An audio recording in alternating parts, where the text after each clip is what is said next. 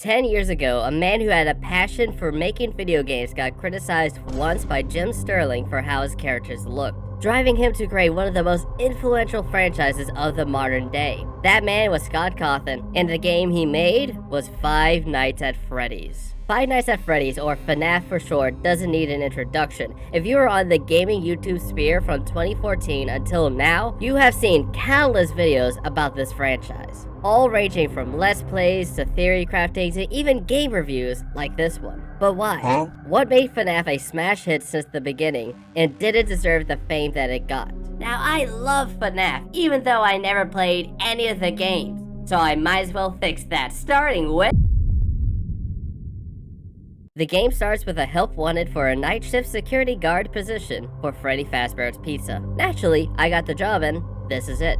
This is the whole game. You can look left, you can look right, open and close doors, as well as turn on and off lights. I looked at this and said, it's just a point-and-click adventure game. How could anyone find this scary? And once I got put into the security guard position, I realized this is the scariest moment of my life. The atmosphere is incredible. Just the eerie sounds that play with no music at all. All you hear most of the time is the humming of the lights or footsteps approaching you. You need to rely on your hearing because the game is dark. But not all hope is lost, as you do have security cameras to check on the animatronics. Which is weird, like, they should be turned off by now. It's not like the animatronic characters get quirky at night. The animatronic characters here do get a bit quirky at night. Damn it. Yeah, the animatronics are just alive for some reason, and want you dead. So you have to do everything in your power to protect yourself. Keep checking the monitors to see where they are. Use the lights to see if they are outside the door, and then close the door to protect yourself. It is very simple, but one little slip up and you end with a jump scare. And this is why I never played FNAF, because I don't like jump scares. Not only that, but the amount of nights you need to do this for is... that's right, 7. Once you understand how the game works, you can start building a strategy. You only have 4 animatronics to deal with: Bonnie the Bunny, Chica the Chicken, Foxy the Pirate Fox, and Freddy Fazbear. Once you realize that they all have their own specific way of moving, you can take a much better guess as to where they are in the pizzeria. Does this make the game easier? A little bit. Does it make the jump scares less scary? Absolutely not.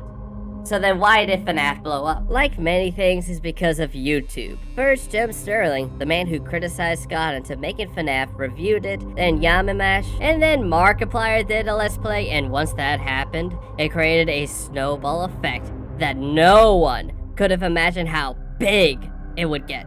YouTuber after YouTuber, everyone kept making videos. More Let's Plays, original songs made about the game, but the one that I love the most is the lore. Now, it is just the first game, so there's not much, but the phone guy tells us of an event called the Bite of 87, which, for just a throwaway line, will become incredibly important later on. Through a newspaper found on the wall, we know that 5 children have gone missing, and the police caught the perpetrator, who dressed up as a mascot to gain the kids' trust. It is hinted that the children were stuffed into the animatronic suits, because blood and mucus was seen coming out of the animatronics. Because of this, Freddy Fazbear's Pizza will be closed by the end of the year, whatever year it takes place in. But don't forget the question, did FNAF deserve its fame?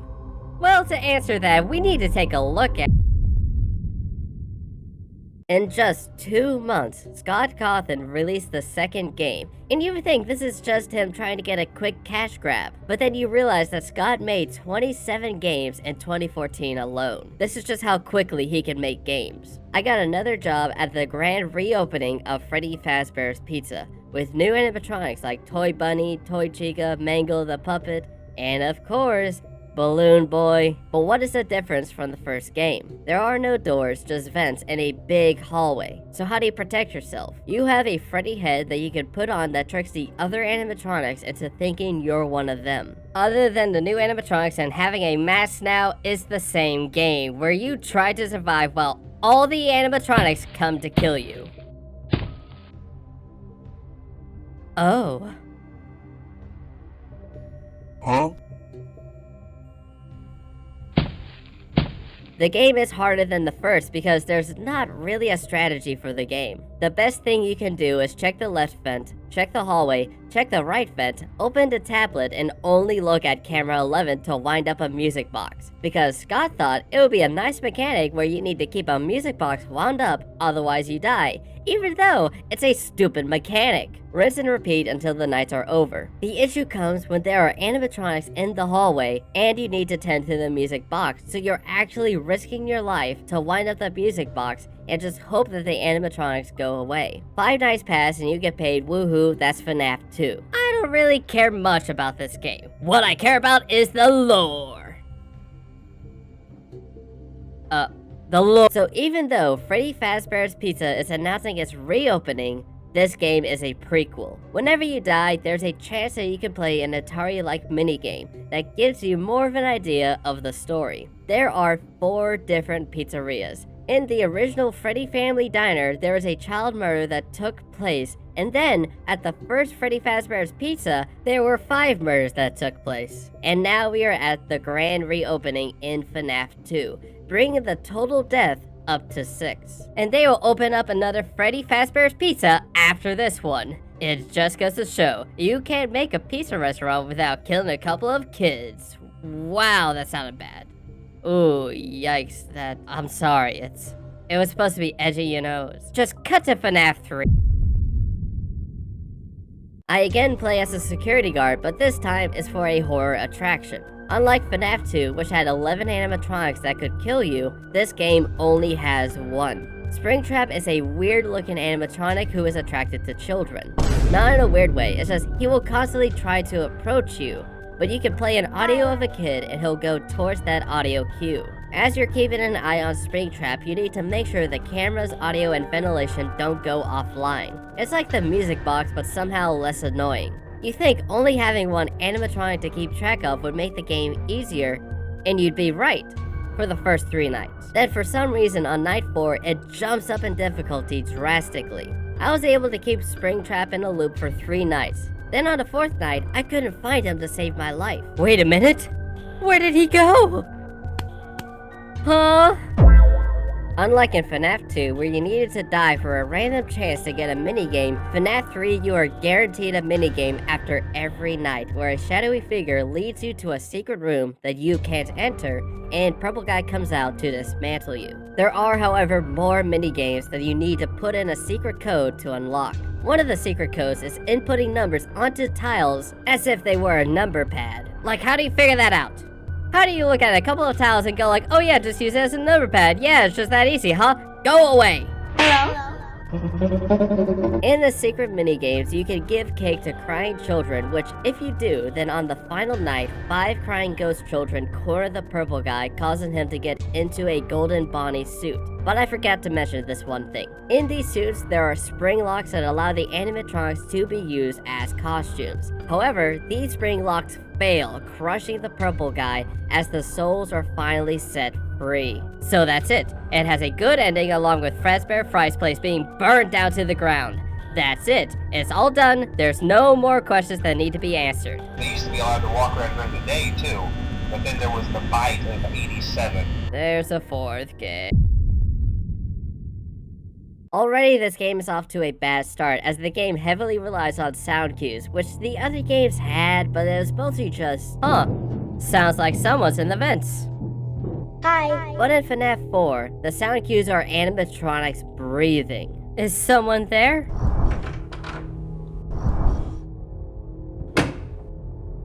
Yes. FNAF 4 has the most story out of every other game, as it starts with a kid being locked in a room in 5 days until a party. You don't play as a night guard for the first time. Instead, you're just a kid. You don't have cameras, all you have is a flashlight. So what's happening? You just need to defend yourself against nightmare animatronics. I'm being serious when I say that these animatronics to me are the scariest in all of the games. Turns out the best way to scare me is to have multiple rows of teeth. It doesn't help that the only way to tell if an animatronic is outside your door is to hear if it's breathing or not. The whole game is just running door to door, listening for breaths, going to the closet, and then needing to check behind you. Because there are these little frittles that start to pile up on your bed. So every night, you're just running around in circles, listening to quiet sound cues. But like I said, this game has the most story out of all the games. You play as a kid whose brother is just constantly bullying. He keeps jump scaring him while wearing a foxy mask, and he'll lock him in the storage room at Freddy Fazbear's. The kid is clearly afraid of Freddy Fazbear's Pizza because of something he saw. Sadly, he has a party happening at that restaurant. He goes to the party, but his brother has one more prank. He puts his little brother's head into Fredbear's mouth as the animatronic bites down, crushing his skull. Was that the crushing of the frontal lobe event that occurred in the year 1987? The kid is then told that he will be put back together again as the story ends on this final chapter. At this point in time, two theories became big and accepted. The first one being that this is all just a dream, none of it is real, this is just the kid's wild imagination. And the other theory will become the backbone of the William Afton theory, who hasn't been introduced yet and was referred to at the time as Phone Guy because his hand looked a little weird. 4 games, 1 story. It truly was fantastic returning to the first 4 games, playing them for the first time, and seeing what people thought the lore was back then. The gameplay is very easy and simple, which is expected as it was for a mobile game. Even though you can only look left and right, turn on and off flashlights, close and open doors, there is somewhat of a strategy for the games. It really helps that the first 2 games you can lose power and get an immediate game over, forcing you to use your power sparingly. While the later 2 games involve different gimmicks that you needed to focus on to distract you from your main task of avoiding the animatronics. Ever since FNAF 1, the character design was incredible. FNAF 1 animatronics look eerie and unsettling while also looking like they could be real. FNAF 2 toy versions of the original animatronics were not as scary, but the additions of the puppet and Mangle were good additions.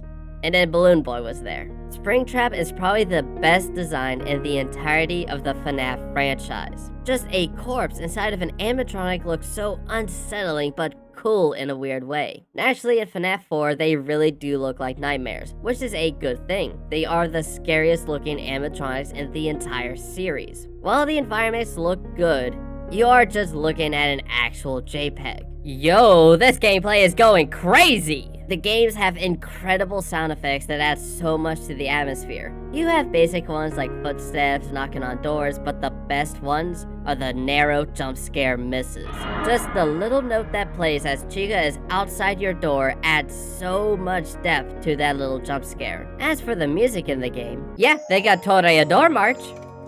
I didn't even know what it was actually called. The song is so closely associated with FNAF, I can't hear it anywhere without thinking of a bear. When it comes to theories, I agree the most with Phone Guy has been the culprit the whole time. But I have a much better theory. My theory is that Scott Cawthon did not have a story for FNAF until like FNAF 3. He made FNAF 1 as just another game in his lineup, but when it became successful, he had to jump on the bandwagon and make FNAF 2. Suddenly, that also became successful and he realized, ah crap, I need to make a story. Do I have any evidence to support this theory? No! Out of all the games, the first one is the best by far.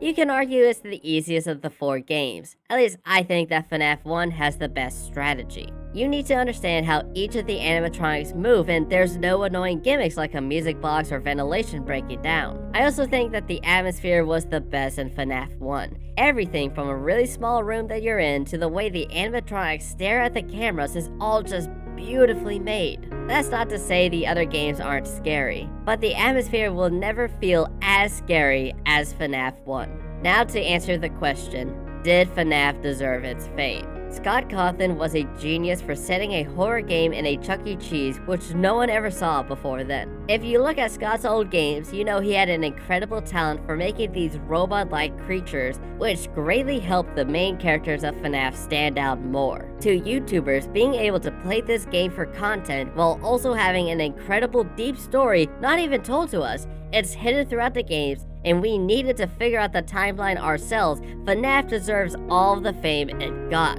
I truly cannot name another indie game that has impacted a generation like FNAF has. 4 games released within the span of 1 year. Finally, Scott Cawthon took a break to focus more on his family. Hey, he had his run, and these 4 games will forever cement FNAF as one of the most successful indie franchises of all time. It's a shame he never made another game.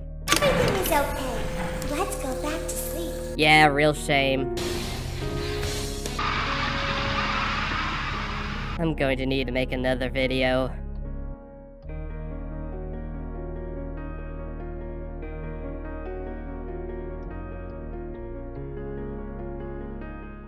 Fun fact, the script for this video is 5 pages long, which means we got 5 script pages at Freddy.